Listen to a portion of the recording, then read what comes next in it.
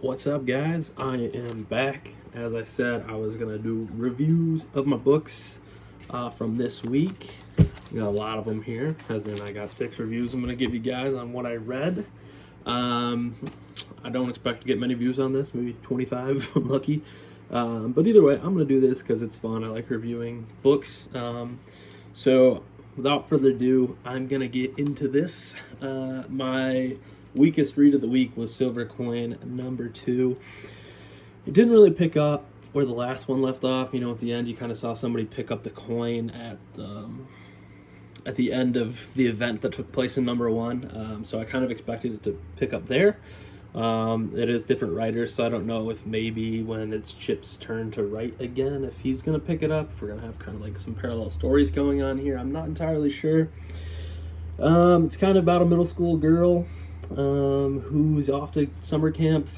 She's watching like Jason Voorhees movies before she leaves, so you kind of get the gist of what kind of happens in this. It's like 80s, 90s-ish, I'm assuming. Pretty much that's what happened. It was kind of enjoyable, just kind of for that nostalgia there, like a Jason Voorhees movie kind of style, but I'm not overly sure what the coin ended up having to do with this issue. I mean, it kind of, I don't know, it's kind of like they're on 2 separate pages on what this coin is. Nobody was actually using the coin in this one. It kind of was just there. So I'm not entirely sure where this is going. So right now, I only give this one a 7 out of 10 because it was enjoyable despite that fact. Still not my favorite, though. All right, next up. Next up, we have Star Wars High Republic number 5. This is tied for, I guess would be 4th, would make that 6th out of the 6 books.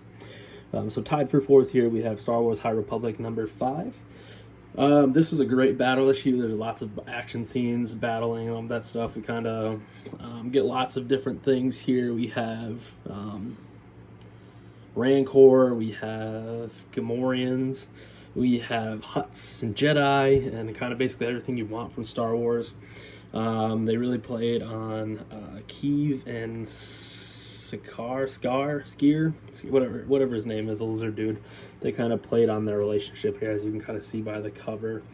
Basically, how they're able to come out victorious despite what's going on with Skier in this. I'm going to keep reading it for now. This picked up a little bit better, and they're obviously going to start a new arc now that that one ended, so I'm kind of excited to see where it goes.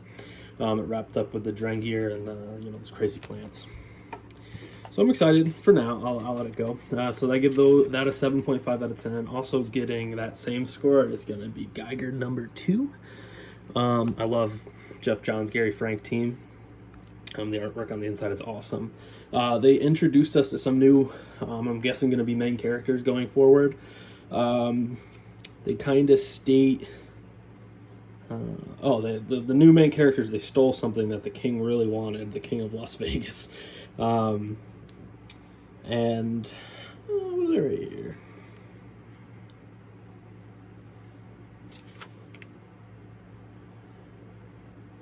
So they leave Las Vegas. They're on the road. There's obviously all this radiation and the mutants, and they get attacked by these bugs, and the glowing man, that guy right there, he kind of pops in obviously at the end there. So I'm still not sure what Johns is going for here. It's got to be more than just like a glowing man versus the king scenario. There's obviously these new characters, so I just kind of want to see where this goes. I'm pretty intrigued by the story overall. Like I said in the haul video, it's got Fallout vibes to it, and I like the Fallout games a lot. So I'm excited to see where it goes, and hopefully it picks up soon. 7.5 out of 10, so those are tied for 4th. Going into 3rd here, we have Joker issue 3. So it's kind of like not fair because this has 2 stories. So I did give the overall grade for the book, so 8. I would give the main Joker story like a 7, and I would give the Punchline story like a 9. So we'll even that out to like an 8. I'm really digging Joker. I've read issues 1 and 2 and then jumped right into this one. Definitely interesting to look into like a different relationship with Joker. So in this main story, we kind of have more of a Joker Jim Gordon relationship, as Jim Gordon's tasked with going to the Central America to track down Joker, Belize to be exact, but I kind of wish they dragged that out a little more. I wish we had more of the Jim Gordon trying to find the Joker. I feel like it kind of came to a head too fast. I feel like they really could have dragged that out and really played more on Jim Gordon's feelings and relationship with the Joker. The Punchline origin is pretty awesome. I kind of really enjoy it. It's just kind of interesting to see how she came to be who she is. Kind of go back into her college days here and dabble. And she was dabbling pretty early on with her own Joker toxin. It's pretty interesting here. We kind of get Bluebird, so I haven't seen Harper Row in a while, so I'm excited to get Bluebird action in that story. So if you're not picking up Joker, I pretty much recommend it. It is an expensive book. It's $5.99 each, but you get 2 stories. And it's basically 2 comics for the price of 1, so that's pretty cool. So this guy got an 8 out of 10. Coming in second place this week, we have Silver City #1. I was really intrigued by the solicits for this book. I got 5 more copies coming. I'm going to kind of spec on it a little bit because you never know with these books. Olivia Cortero Briggs doing the writing, and Luca Merli? Dave Sharp colors. Dave Sharp's awesome with the colors. But yeah, I was really excited for this issue. Kind of reading it. It's kind of like a, like an afterlife, like a different kind of look on the afterlife. It's pretty interesting. There's a pretty explosive start to the book. If you read it, you kind of get that gist.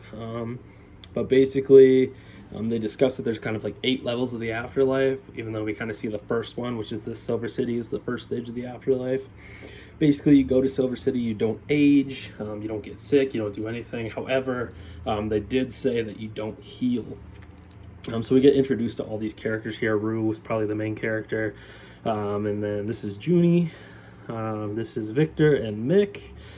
They basically kind of go through their story through the afterlife. Victor and Mick were dead already, and Rue and Junie just arrived. So pretty interesting there. Rue also has another character that she died with named Styx. I'm guessing it's kind of her boyfriend. But it kind of leaves a lot to be discovered. So I'm kind of excited to see where this goes. But I gave this guy an 8.5 out of 10. Now, you guys are like, wow, what did you read that was better than that? I'm a huge Fantastic Four fan, and Fantastic Four 32 delivered. I really enjoyed this issue. It kind of gives you some throwbacks to older days as well as new stuff. So it really brings in a lot of the history of the Fantastic Four. There's lots of life-altering things that happen in this book. Basically, mostly here with Johnny Storm. And it's really not with who you expect there on the cover. He messes it all up with Scott. Their soul bond kind of, you can't really hide anything if you're soul bound like they are. And it wasn't necessarily because Elijah, aka the Laser Fist. We basically find out that Alicia also has a little secret going on here, so I'm kind of excited to see what happens with that. And then the ending of the second part of the story was not what I expected at all. So Doom, Brad of Doom, obviously Doom is getting married. The backstory is him selecting basically his best man. So I think FF fans should really pick this up. I don't know if you really need to pick up the first 31 to really understand what's going on here. You kind of basically need a little bit for the Sky backup story, but I would read this and then I'd go read Sky's wiki or something and kind of get what's going on with that. But other than that, this was a great issue. I loved it for being an FF fan. I gave it a 9.5 out of 10. And this is my pick of the week. So go out there, grab some books. I'd love to hear what you read that I didn't, that maybe I should consider picking up. But overall, guys, it was a great week for books. And I was happy to pick up what I did. So I will catch you guys on the flip side. And I'll be back Wednesday with my haul. See you.